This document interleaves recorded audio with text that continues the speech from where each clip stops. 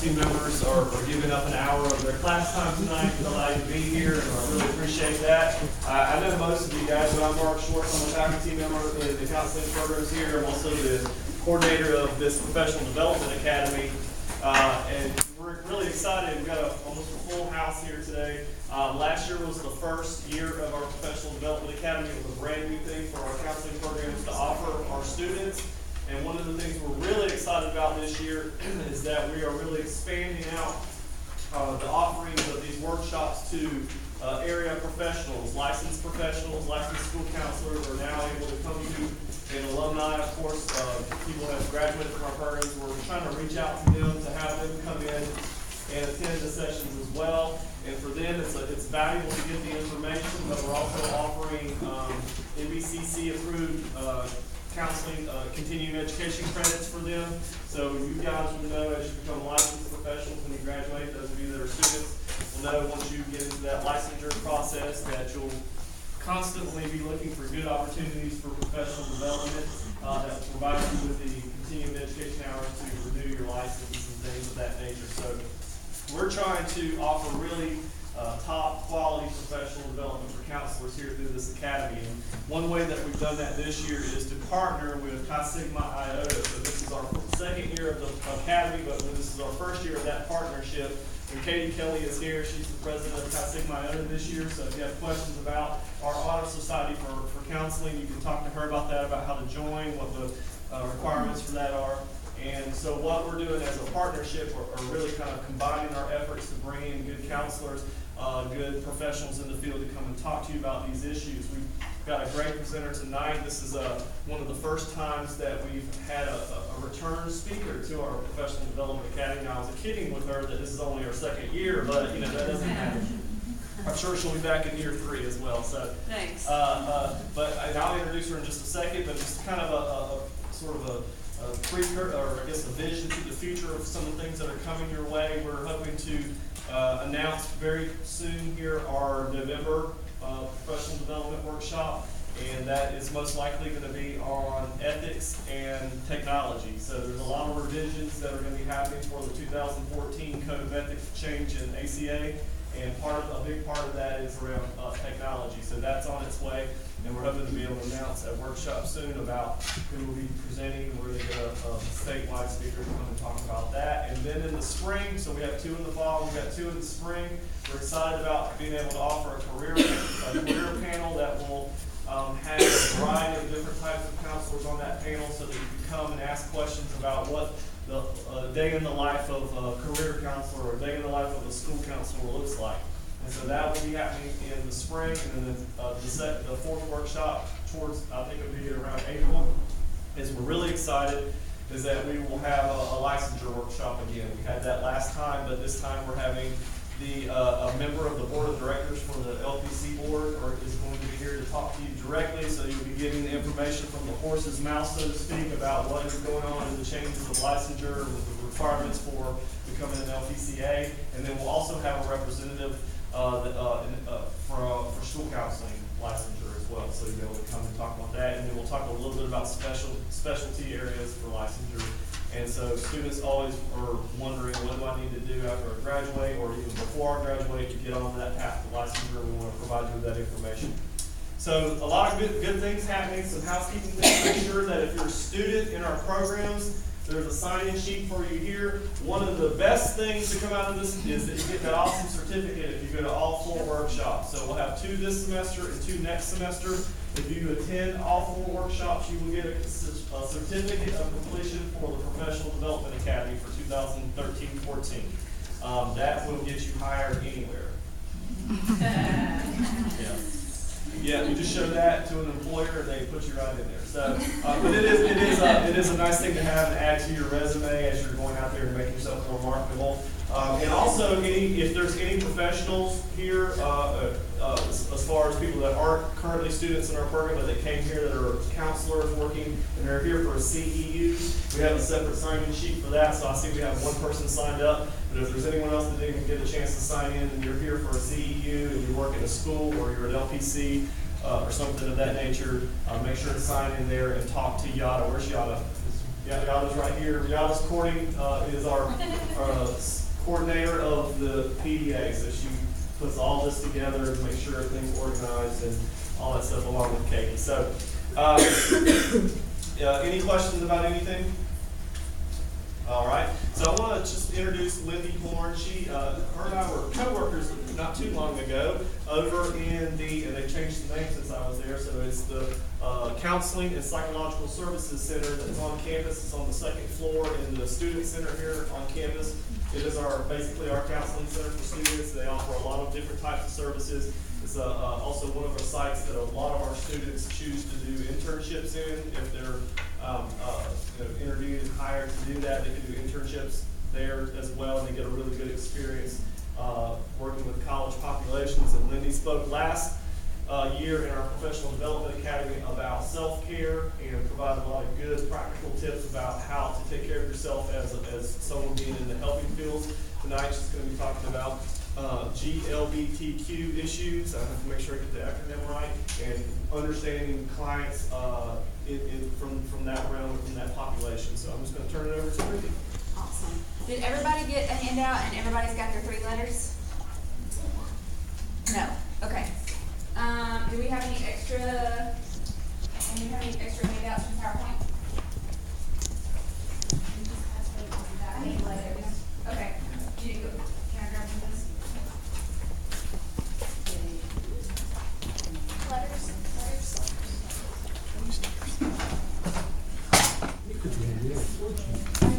Everybody get their letters. Okay. Good deal. So I'm a presenter that really likes feedback. I don't think that I'm going to have a problem with you all with that, but please engage in this discussion with me. I don't like to hear myself talk, so it's a lot more fun when this can be active. We can all learn together and learn about things together. So I want to start out with saying, when you think about a client that walks in your office and you are trying to understand that client, what are 3 things? Well, I've narrowed it down to 3 things at this point. What are 3 things that you think that you need to know about that person to understand who they are? When we're talking about just trying to figure out who a client is, what are 3 things that we need to know? Any guesses? Where they came from. Yes, perfect. Their past, where they come from. What else? Their culture. Yeah, which can be past and that can also be present. So we need to know their past, their present, and their future.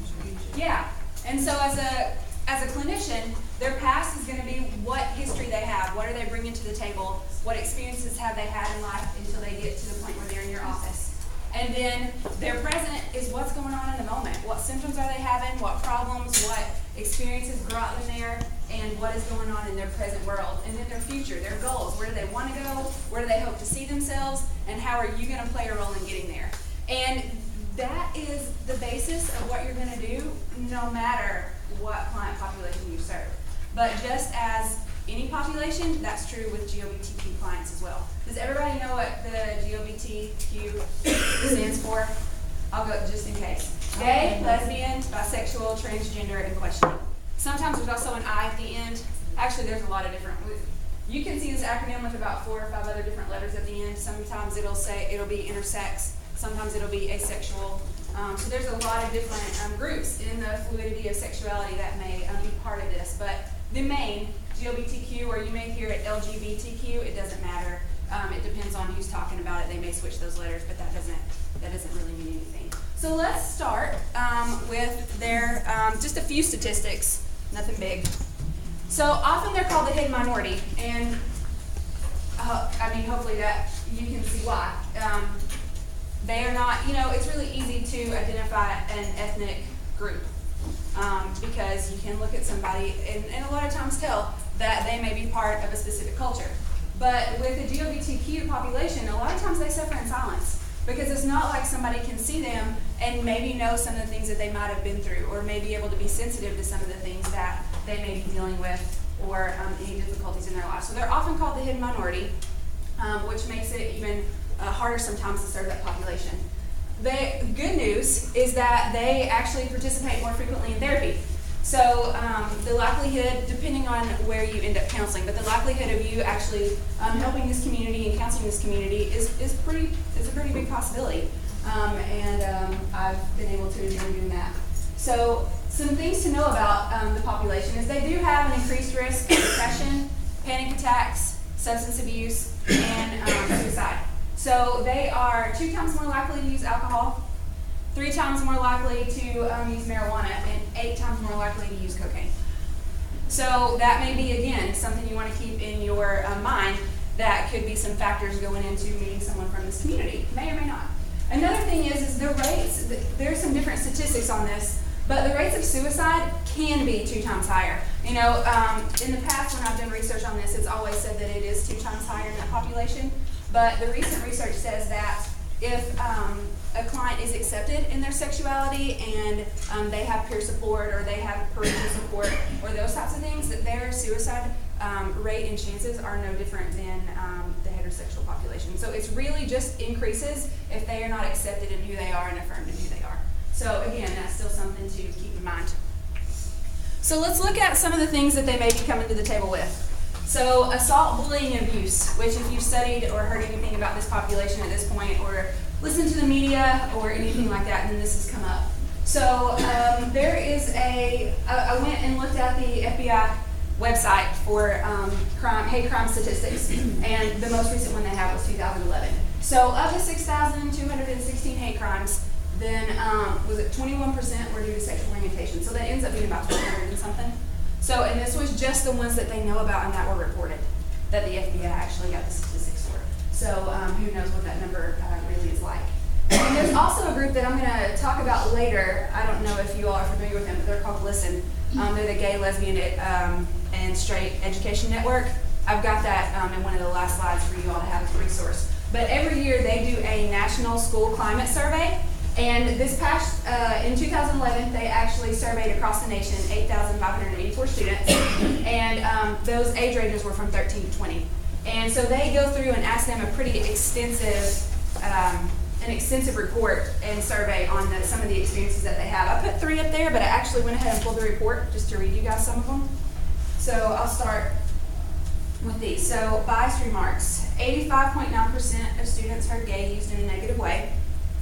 73 heard other homophobic remarks, like dyke or faggot, frequently or often.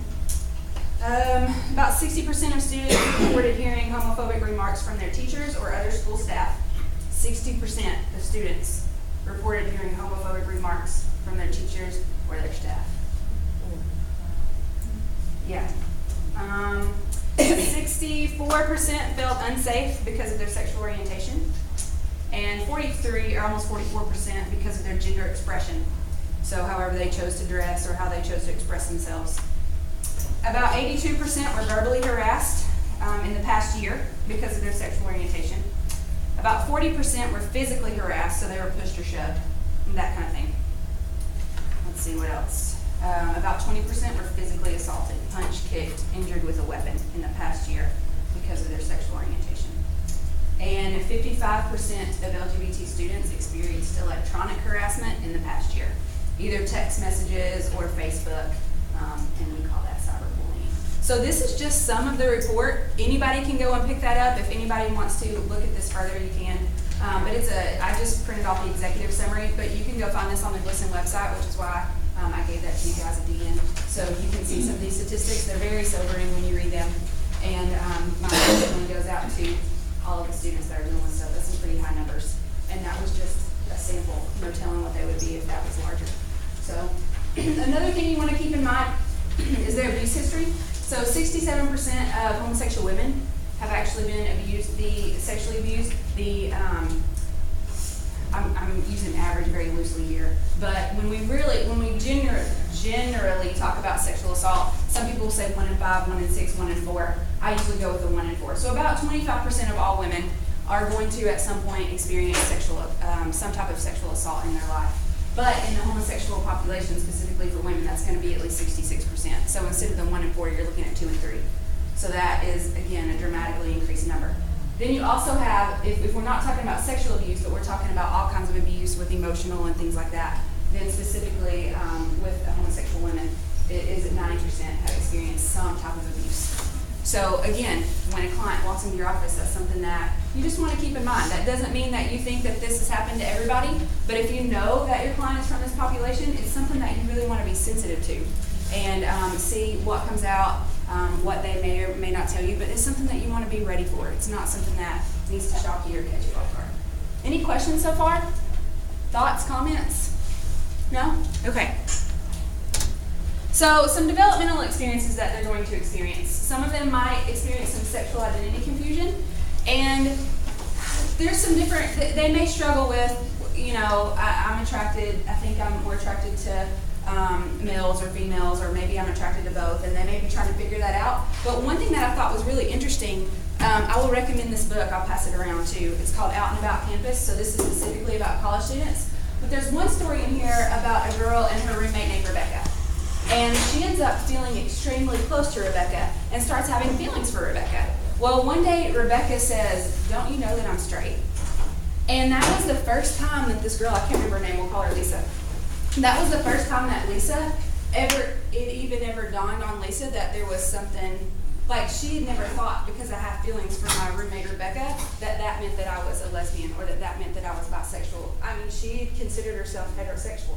So, and not until somebody else even brought that up had that even entered her mind. So it's very interesting how that population comes to process their sexuality and talk about it and identify it. Even within their own community, they are really pressed sometimes to put a label on themselves, like who are you? And so even within their own community, sometimes they get that pressure on, you need a label. And our society wants to label people too. So we don't want to label anybody that comes in our office. We want to accept their process wherever they are at in their sexuality. But I think it's interesting to know that it's not just coming from outside, it's also coming from within their population. So again, that's something that you just want to be accepting and open to talk about honestly with your client wherever they are. So, but that sexual identity confusion can be in there no matter what age they are, trying to figure that out and how long they've been sitting with that or processing it. Another thing is value conflicts. Specifically for people in the South that have been raised in church, in many churches, there are some strict views about how people feel about homosexuality and those types of things. So there may be this wrestle of, am I part of my religious group? Am I part of my sexual orientation group? Am I part of my ethnic group? Like I'm not sure. Can I be all three of those and still be okay? So that is another wrestle that will happen within your clients that you can help talk about, facilitate, and support them wherever they're at in that place, because it could be a conflict. Another thing is difficulty in relationships, and I think this kind of goes in with all of that, depending on if you've got a friend that is in a religious group that you've grown up with, and you're not sure if they're going to accept you for who you are, or if it's your parents, or just anything like that. And that really goes along with coming out too. So I think this is one thing, the more that I've really understood working with this community, I think, I don't remember how old I was, but I remember being younger and having this idea of what coming out was. And, it's just kind of one of these things like, you open the door, you proclaim who you are, and then the chips fall where they may. And I really didn't realize at the time, being younger and trying to understand what's going on, that coming out for people in this community is a continual lifetime process. Everywhere they go, people may be, depending on how they express their gender or different things like that, people may be looking, people may be questioning, people may be wondering, and they have to decide, is it safe to tell people who I am? Do I want to tell people who I am? Am I going to be discriminated against in my workplace because of who I am? Am I going to have somebody turn their back on me because of who I am? So this is do I tell my health provider?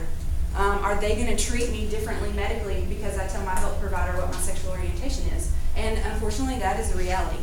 So there is that struggle on it. When's it safe? Who do I do that with?